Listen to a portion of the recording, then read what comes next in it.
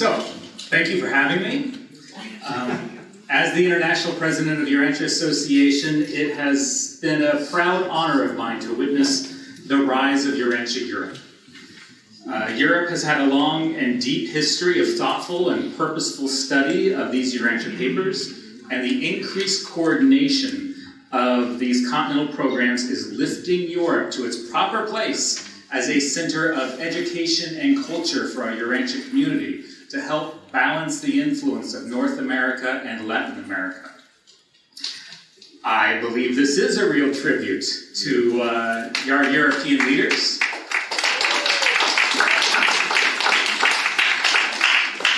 As well as to Antonio and Sebastian and Anna and Luis as our European liaisons to the International Service Board, to the legacy of the Blue Club and their leadership in Europe, and of course to our Estonian team who's been leading this conference.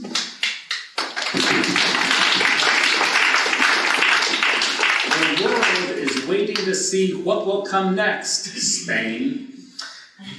No pressure. So, all of us who have the luxury of time are in a contemplation of the meaning of life, and we are in the search of truth. That is truth with a big capital T, truth. It's universal. The Urantia book speaks of three different paths to truth. One is science, the search for truth in the material world. Another is philosophy, the search for truth in intellectual harmony. And another is religion, the search for truth in spiritual existence. Facts are the tools of science, logic the tool of philosophy, and faith the tool of religion. Revelation tells us that these paths are all leading to the same absolute truth. The first cause, the first sinner, the first source, and the universal Father are all the same. All of our explorations of creation, be it material or intellectual or spiritual, are an exploration of the realms of God. And as we explore these truths, these are big capital T truths, we see that truth itself is not all-encompassing, but it's merely one piece of a larger exploration of reality, and it's balanced by an exploration of beauty, an exploration of goodness. And so we see that thought is balanced by expression and action.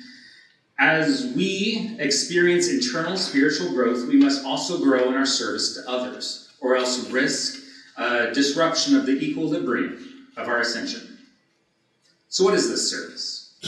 And specifically, what is service in terms of the Urantia revelation and the Urantia community?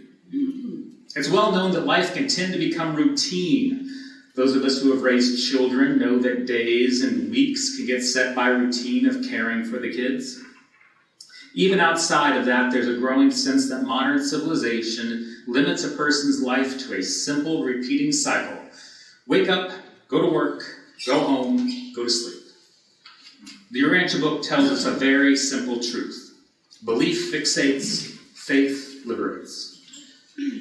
This is Sisyphus, the king from Greek mythology, who, to punish his hubris, is forced to roll a huge boulder up a steep hill. But before he could reach the top, the massive stone will always roll back down, forcing him to begin again. This was to be a punishment, a life of exhaustive and maddening repetition. The French-Algerian philosopher Albert Camus challenged us to re-examine our views of Sisyphus, that his conflict is the conflict of all humanity.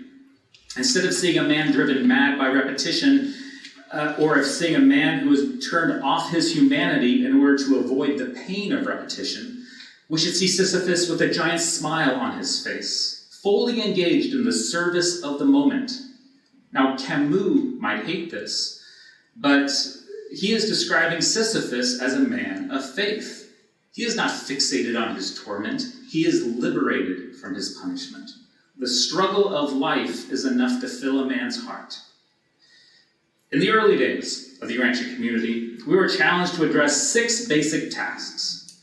Translate the Urantia book, publish the Urantia book, and distribute the Urantia book across the world. Foster the study of the Urantia book, train teachers, and train leaders. Today, Urantia Association and Urantia Foundation work hand in hand to accomplish these 6 basic tasks The foundation focusing primarily on the translation, publication, and distribution.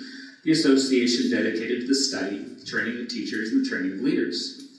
It's been, 80 years since the papers were completed, but we're still dedicated to these basic tasks. And yes, these challenges have been radically changed over the decades by political developments, by the rise of mass communications and the internets, but our dedication to them remain. The men and women of the Urantia community are Sisyphus of faith. Gar Jameson recently left. He's a trustee at Urantia Foundation, and he travels around the world and talks to both conferences, both Urantia book related and not. And he talks to them about worship. Because if you're going to be dedicated to the dealings and the maddening peculiarities of importation and distribution laws in Italy and Argentina and Nigeria, well then, trust me, you need to be a man of faith and prayer. You need to see that the teachings is a liberation that brings even to the most daunting tasks. Fostering study groups, training teachers, and training leaders. These challenges are not going away. The first generation of students live their lives dedicated to these challenges, and so too must the Urantia community today dedicate itself to these challenges in our day. The struggle itself is enough to fill our hearts. Every year, the Urantia community grows, with new people discovering the Urantia book, new translations becoming available, multiple conferences and events from across the world, hundreds of study groups actively working to transform the words in a book into a living revelation of God within the lives of those who study and enact its teachings. There are enough projects to fill the lives of a dozen generations of dedicated students, and the Urantia Association International and our national and local associations are actively helping to match volunteers with potential projects. We want to help provide service to the Urantia community, as well as to the world at large. Here is one way, just one way, of thinking about the projects we have before us. Imagine, if you will, a graph of concentric circles with 6 layers of circles. This graph will represent the service circles of the Urantia community. And the innermost circle, at its core, is the printing, translating, distribution, and protecting of the text of the Urantia book. The next circle is dedicated to the education for Urantia books for the community. This means organizing study groups, conferences, training teachers and leaders from this internal Urantia community, as well as in training what we might call ambassadors or representatives of this Urantia community for the rest of the world. So these are the 2 circles that we do for ourselves, for the internal work of the Urantia community, which is to say that it's the work that we do for our own sakes. The next following circles are primarily benefits of, these circles currently benefit the primary and current and future Urantia book students. The following circles I call the external work on behalf of the Urantia community. So, the third circle is dedicated to information outreach, to presenting the Urantia book as a normal part of the religious cultures of the world. The best examples of this might be the Parliamentary World Religions or the Interfaith Network, as well as concentrated efforts to provide your YouTube videos and web pages to the general public. A fourth circle is dedicated to religious outreach, to the dilution of the Urantia teachings into the religions of the world. So, for example, Urantia book students might join a church or try to introduce Urantia teachings to a church while it continues to be a Christian church, perhaps the greatest Christian church in all of Christendom. A fifth circle is dedicated to social outreach, to the dilution of Urantia book teachings within society at large. Perhaps we're all most familiar with the works of J.J. Benitez, or the ideals presented in television shows or films that try to translate Urantia teachings into visual storytellings. This is also where many projects dedicated to the service of the world belongs. So organizations trying to bring clean water, clean food, health, and education services to many places in the world that lack these basic necessities. And finally, a sixth circle, dedicated to the dilution of Urantia teachings within human philosophy in general, a different approach to science, history, values, and life, and perhaps the work of Jeff Waddles best illustrates this level of service. Now please note, I have not organized these circles in ranks of importance. Rather, in the order that I think a dedicated Urantia community could feasibly organize a crowd for these efforts. These circles are open for you to reshuffle, rename, add new circles of service as you contemplate this idea and if you ever wish to represent them to others. But within the circles, as I have labeled them, Urantia Foundation is dedicated primarily to the first inner circle, the protection and distribution of the Urantia book, while at the same time supporting and experimenting the projects in the other circles. As this protection and distribution work stabilizes and becomes more solid, the foundation might naturally begin to focus more on the second circle, on education for Urantia book students. Urantia Association has primarily dedicated itself to the second circle, while experimenting with projects in the outer circles. As the education circle becomes more stabilized, the association will naturally begin to focus more on the outer ones.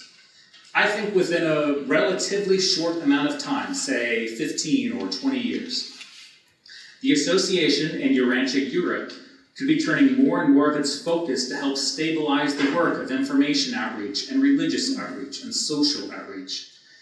However, I think we can all agree that there's a current need to focus on this third circle, information outreach, particularly online, and the need to represent the true and universal ideals of the Urantia book on the internet through web pages and videos and social media representation. There is no one single dogmatic interpretation of the Urantia book. The Urantia book teaches a living truth and is dynamic and calls for each of us to present the truth as we understand it. The best way to protect the diverse teachings of the Urantia book is for each of us to share them. The Urantia book tells us that if you would share the Master's joy, you must share his love. And to share his love means you must share his service. So these are some goals for the Urantia community. But what about growth for the individual? What does it mean for the individual to be of service? I've spent the last few years contemplating the idea of service and its role of growth for the individual, because the term service itself is a little unclear to me. I understand its meaning. I can recognize it in practice, in practical application, but I have trouble when it comes to prescribing it to others or even to myself as a course of action to take. I can recognize service in the moment, but I can't say what's the best way to be of service tomorrow or next week or next year. The Urantia book tells us that belief fixates, but faith liberates.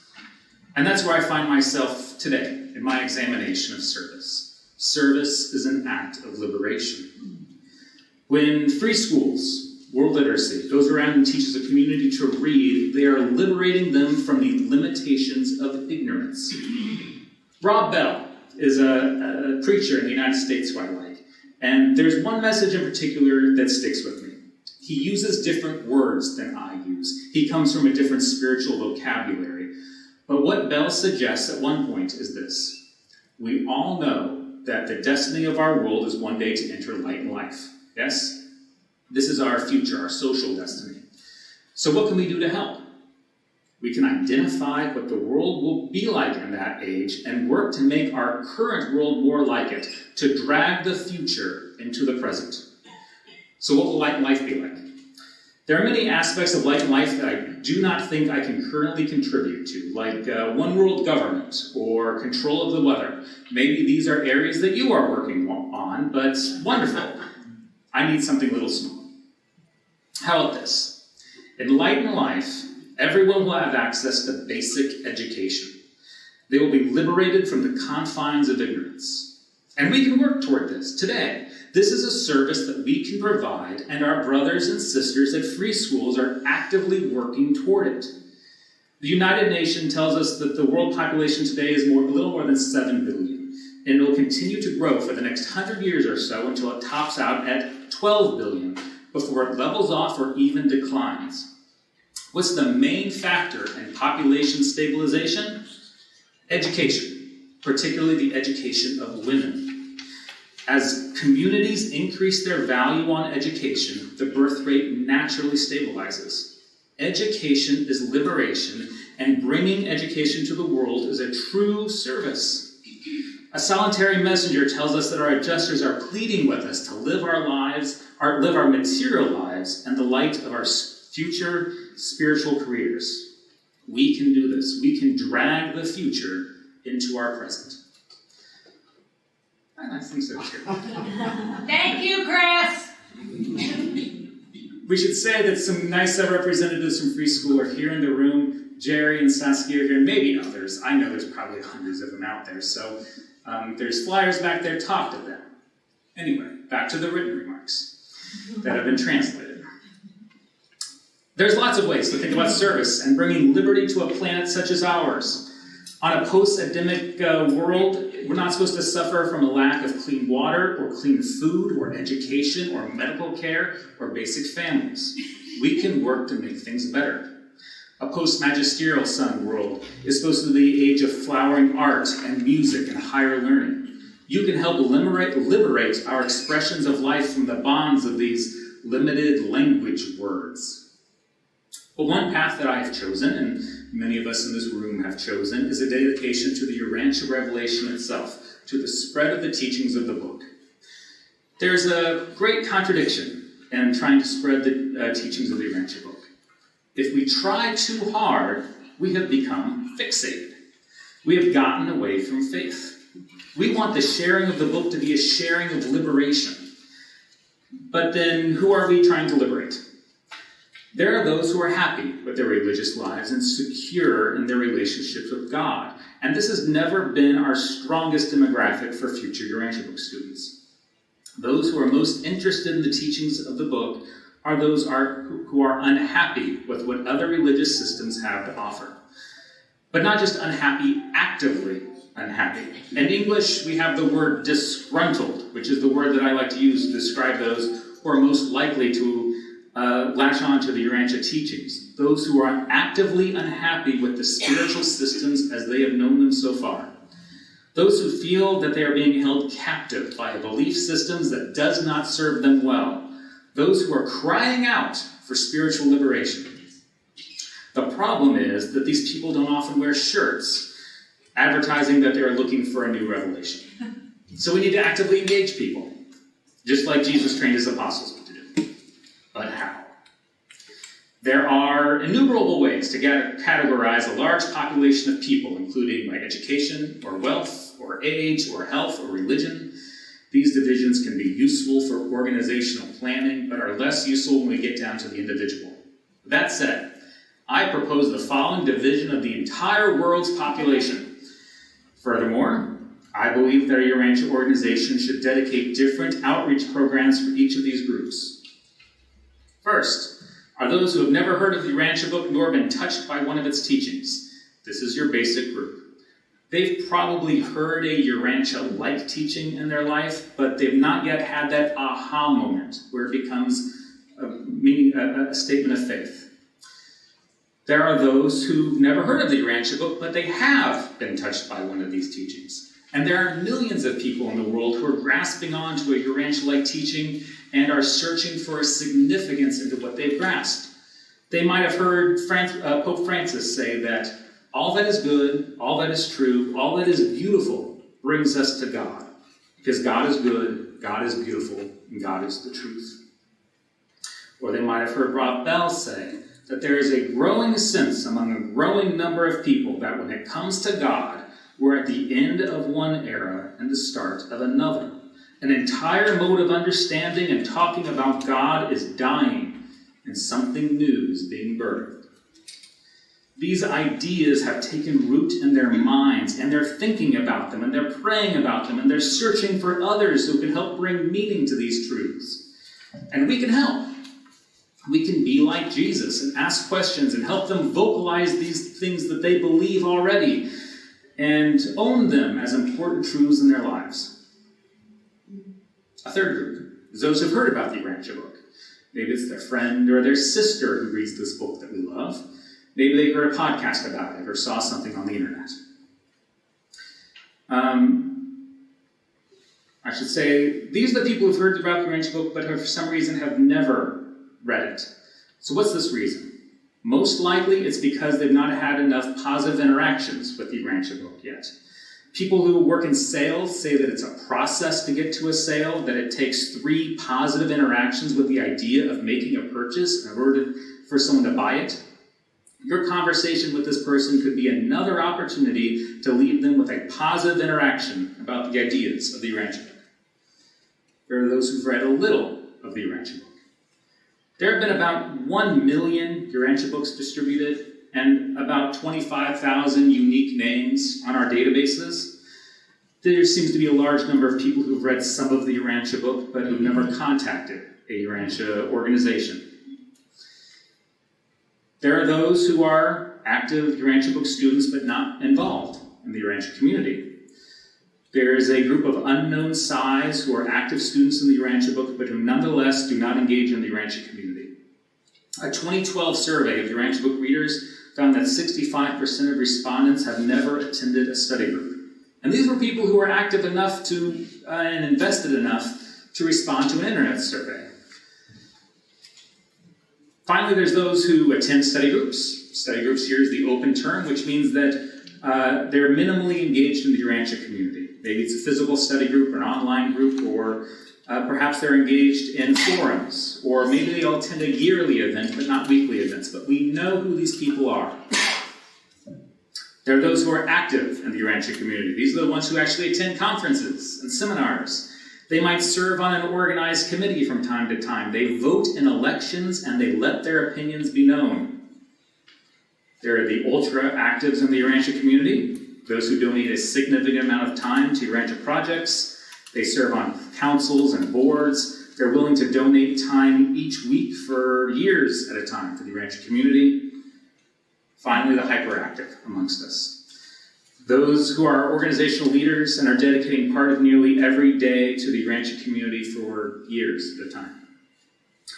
We've already talked about the goals of the Urantia community, so I don't want to say much more about these inner layers, but I do want to add that we should encourage people to move freely between these active groups. We need good leaders to step forward and volunteer to be ultra-active or hyperactive for a set amount of time and not be pressured to never leave.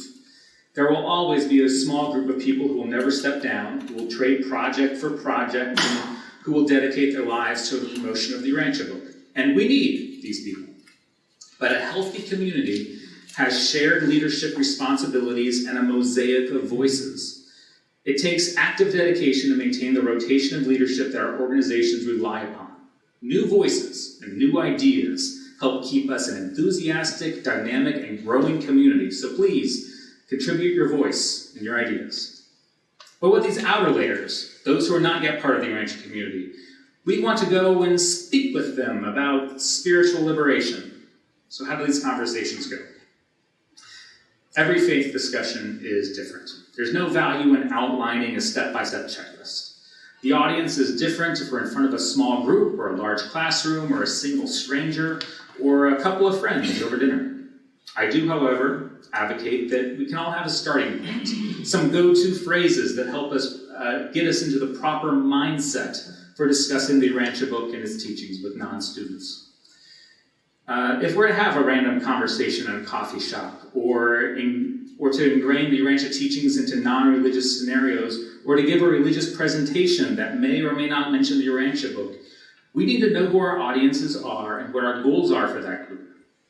Obviously, things are different for each individual, but as a group, I suggest that our goals should be to, first, sound normal, and second, act normal. My mother used to tell me to act normal every chance I get.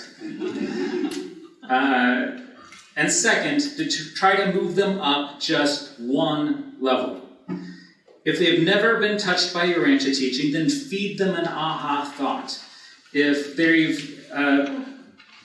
our approach changes if our goal is not to tell them about the Urantia book, but instead to try to highlight some idea or ideal that they already believe. If they have aha thoughts, then let them know about the Urantia book. Perhaps this is our biggest error and where we need the most training.